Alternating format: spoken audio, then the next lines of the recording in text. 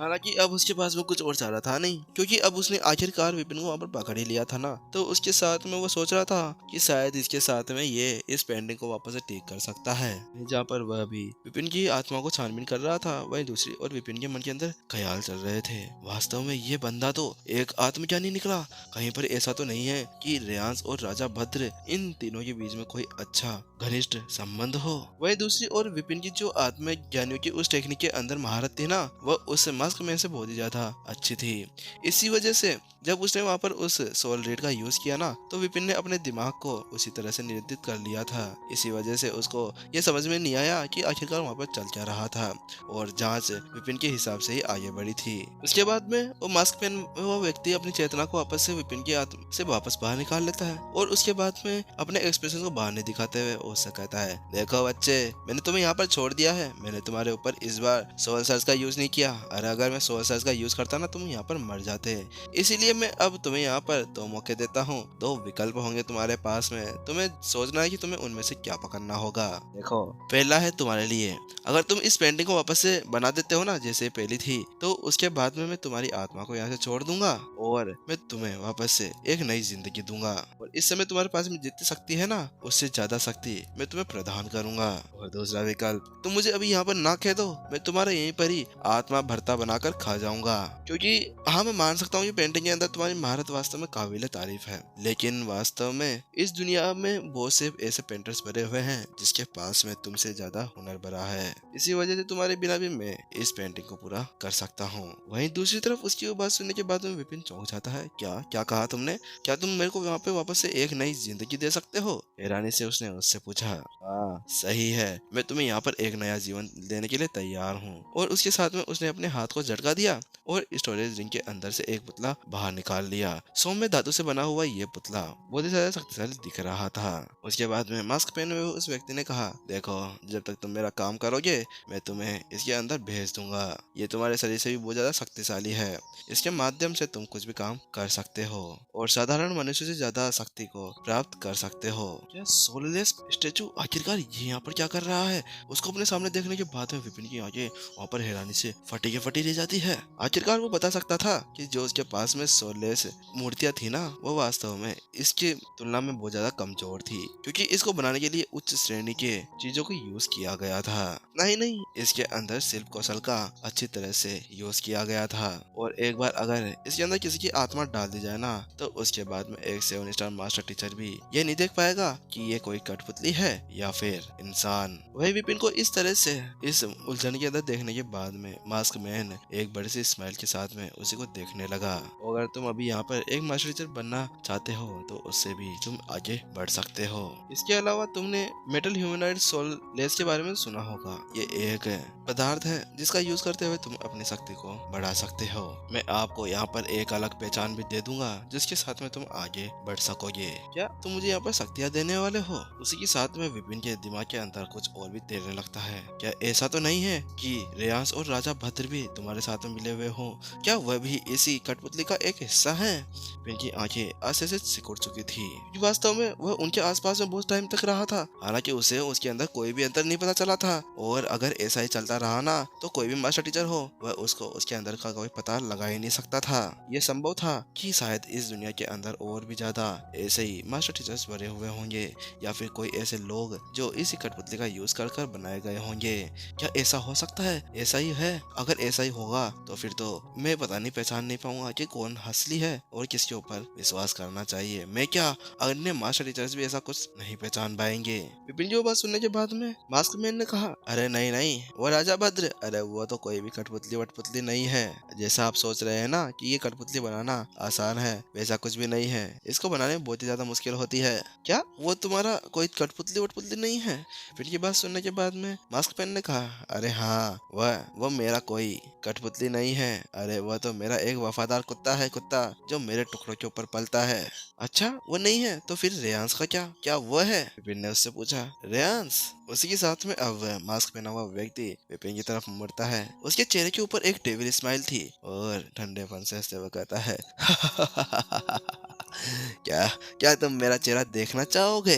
जैसे उसने वह शब्द कहे ना, विपिन की आंखें वहाँ पर सिकुड़ जाती है और उसका दिल जोर जोर से धड़कने लगता है। हालांकि उसकी आत्मा के अंदर कोई दिल नहीं था, उसका शरीर के अंदर जो दिल था ना, वह अपने आप को शांत करते हुए उसने कहा, हाँ हाँ, मैं वास्तव में तुम्हारा चेहरा देखना चाहता हूँ। ये वास्तव में अगर आपकी कोई मदद करना चाहूँ तो उसके बाद में मैं कैसे आपका बिना चेहरा देखे आपकी मदद कर सकता हूँ? इसके लिए तो मुझे आपके ऊपर भरोसा करना चाहिए, और इसके अलावा मेरे पास में खोने के लिए कोई चीज नहीं है। मैं पहले ही मर चुका हूँ, तुम मेरे साथ में कुछ भी कर सकते हो।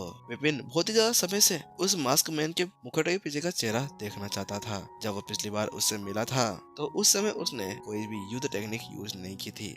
इसी वजह से उसकी स्वर्ग की लाइब्रेरी के अंदर कोई भी बुक नहीं बनी थी। इसके अलावा सोल सर्च के वजह से भी कोई युद्ध टेक्निक या कोई उसके ऊपर बुक नहीं बन सकती थी। इसी वजह से वह उस सामने वाले व्यक्ति की पहचान को नहीं देख पा रहा था। इसी वजह से उसके मन के अंदर अभी तक भी एक ही ख्याल चल रहा था कि आखिरकार ये बंदा है कौन जो आता है और चला जाता है। तुमने वैसे सही कहा है, तुम अभी अपनी शरीर से बाहर निकल चुके हो, तुम्हारी आत्मा अभी मेरे कब्जे के अंदर है। जब तक मैं चाहूँ ना, तुम्हें यहाँ पर इतनी बुरी तरह से प्रताड़ित कर सकता हूँ कि तुम ये कहोगे, ए भगवान, ए मेरे को भीख के नाम पे एक मौत दे दे। उसके बाद में अब उसने अपना एक हाथ अपने मास्क के ऊपर रखा और धीरे धीरे अपने मास्क को हटाने लगा। मास्क मैन अभी ये जानता था कि उसके सामने वाला वो व्यक्ति उसके चंगुल के अंदर फंसा हुआ था, और इसी वजह से वह अपने आप को मारे जाने की वजह से कोई भी प्रतिशोध नहीं ले सकता था। इसी वजह से अपने चेहरे को दिखाने में उसको कोई भी हिचकिचाहट नहीं हो रही थी। धीरे धीरे उसके चेहरे के ऊपर से मास्क हट जाता है। वहीं उसके हल्के हल्के चेहरे को देखने के बाद में विपिन की आंखें सिकुड़ती हुई जाती है। ये कैसे हो सकता है? क्या ये तुम हो? वहीं विपिन की सांसें अटक जाती है। क्या ये वास्तव में रेयांश है? लेकिन ऐसा कैसे हो सकता है? अभी रेयांश तो आदर्श और बाकी लोगों के साथ में बाहर लड़ रहा था, तो उसके बाद में ये यहाँ पर कैसे आ सकता है? इसके अलावा सबसे ज्यादा महत्वपूर्ण बात जो ये है ना, इसके अंदर जो मुद्दा है वो ये है, जब वो नकाबपोश व्यक्ति से मिला था तो उस समय भी रेयांश तो पहले ही मास्टर टीचर पवेलियन के उस जेल के अंदर बंद था, और रेयांश चाहे कितना ज्यादा ताकतवर क्यों ना हो, वो मास्टर टीचर पवेलियन के अंदर बिना बताए बाहर तो बिल्कुल भी नहीं निकल सकता था, और उसके पास में कोई रास्ता भी नहीं था जिसके साथ में वो बाहर घूम सके। तो आखिरकार ये मास्क मैन कैसे यहाँ पर हो सकता है? विपिन को अपनी आंखों के ऊपर अभी विश्वास नहीं हो रहा था, क्योंकि उसने जितना सोचा था ना, बातें उससे कहीं ज्यादा उलझी हुई थी। विपिन की वह बात सुनने के बाद में मास्क पहना वह व्यक्ति यानी कि न्यू रेयांश उससे कहता है, हाँ मैं ही असली रेयांश हूँ और हम दोनों एक ही हैं। अभी उसके सामने खड़ा हुआ विपिन यानी वह लड़का बिल्कुल नया था, और इसके अलावा वह अभी उसके चंगुल के अंदर फंसा हुआ था, वह कहीं पे भी नहीं जा सकता था, इसीलिए वहां पर उसको कोई भी प्रॉब्लम नहीं होने वाली थी। और इसके अलावा उस घमंडी व्यक्ति को इस तरह से इतना ज्यादा खौफ और हैरान के अंदर देखकर उसको थोड़ा अच्छा भी लग रहा था। हालांकि वो यहाँ पर ये सोच रहा था कि अचानक से नहीं ये सही नहीं है, यहाँ पर कुछ ना कुछ गलत है। तुम यहाँ पर रेहांस नहीं हो, बल्कि तुम किंग टियन सम्राट हो, तुम उन 10 राजाओं के सम्राट हो जो यहाँ पर पिछली बार आए थे।